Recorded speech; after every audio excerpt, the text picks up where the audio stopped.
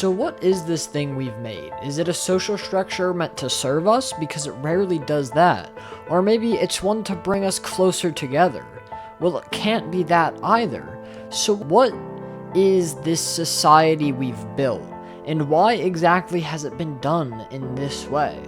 The society we build is only partially consciously made. Most of it comes from discrepancies in systems we propose, because I believe nobody wants to make society where they're miserable, where they are the ones suffering. So why then is everyone suffering? You can look at the poor. You can see their want for money, for belongings, and the rich for meaning behind the riches they have. But most people never die happy. They live their life however it may be, and then they die, a husk of the dreams they once held. So why do we end up like this? We have a society meant to make us happy. Its entire purpose is to serve us as people. Not only the rich who constructed the program, but it was originally made for every walk of life so that our lives could have meaning, could have fulfillment.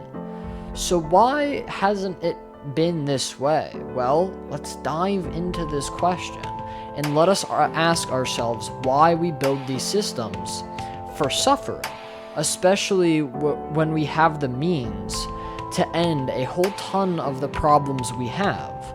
But instead, we use those to spread the disease, the infection that is the things we've done.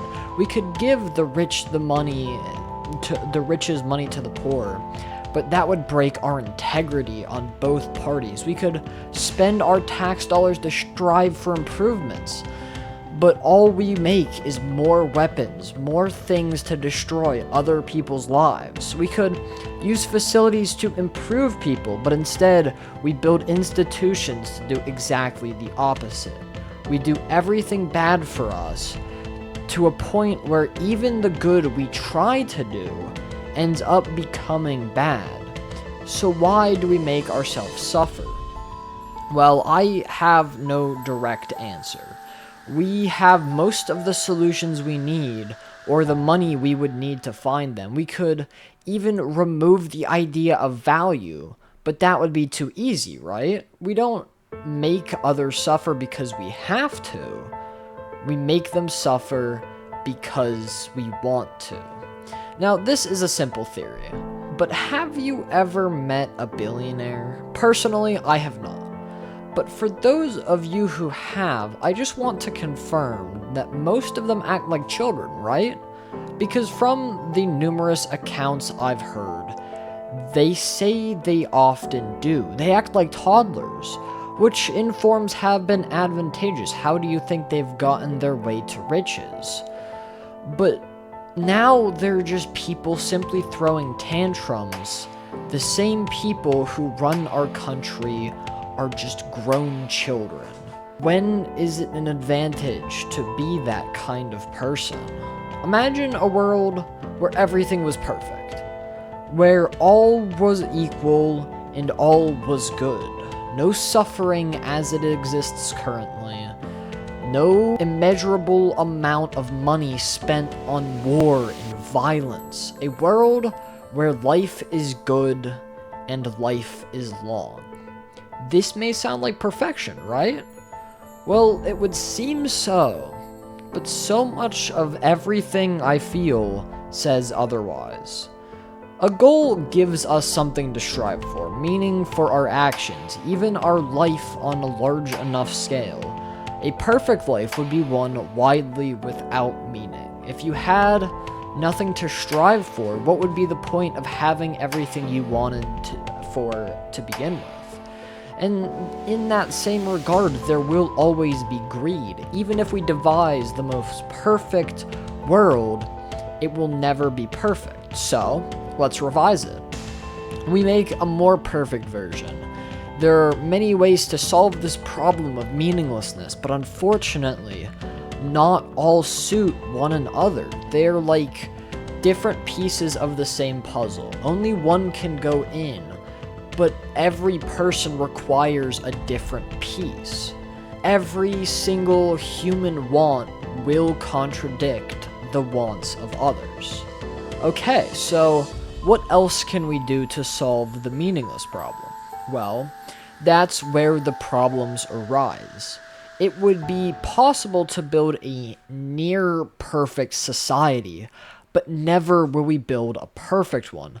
No matter how hard we try, every attempt at perfection will be flawed. It will inevitably fail in some way, shape, or form. These flaws slowly growing into vast rifts between each individual member of this society.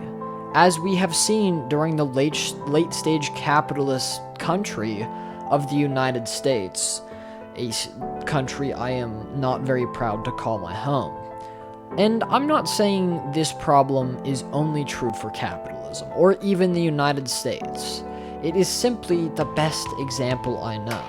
So, there's no perfection, but we could still try to strive towards a better world. But the people who run it seem to refuse it, actively striving away from betterment. Coming back to the US, we see politicians rip our nation to two sides, causing violence between the two factions, two parties that are supposed to work in unison. Because did you know the Democratic and Republican parties were not supposed to be contradictions of one another? They were actually supposed to be complements of one another. But the way our society has framed it for hundreds of years, it has become a war of two sides. So, what does this mean? Well, I feel it brings up a great point that everything looks good on paper. Almost nothing in this world is actively made to be malicious. It oftentimes becomes that way after the fact. After these plans' meaning have been relayed through a worldwide game of telephone. One that seldom goes the way we hope. So what's the moral here? If everything is supposed to be perfect and nothing is, these things contorted into poor morals, and that's not to say that people are always inherently good. There are simply bad people, but for the most part, the world should be better than what it is. But it's not. And for the most part, we can't change things, and we'll be stuck in the same twisted ideals that once had a great plan, one lost to time. So that has been the video. I do hope you enjoyed. I did think this one out a lot more than typical. I wrote it down, I scripted it, I did a whole lot of work. Of course, I did say in the last video I'm going to get an upload schedule, but I really wanted to send this out to you, because I do think this is so far my best work. So if you did enjoy, feel free to consider liking and subscribing, getting this content to more people who may find it fascinating. And of course, this channel has always stressed asking questions. And this one, there's not very many questions to ask, but you can give me comments, give me feedback. I would love to hear your opinion on this matter of society, because we all live in it, whether or not we like it, whether or not the directions that we see our politicians meant to represent us are going. And no matter if it seems our world is falling apart at the current moment, we all live here, and whether you like it or not, this is the only here that we are confirmed to have. So we gotta make the most of it, and I feel like we can lose sight of that at times. I know myself am a pessimistic person in most regards, but there's nothing keeping us from truly bettering ourselves except for one another. So take that as you will, and with that, I will see you in the comment section.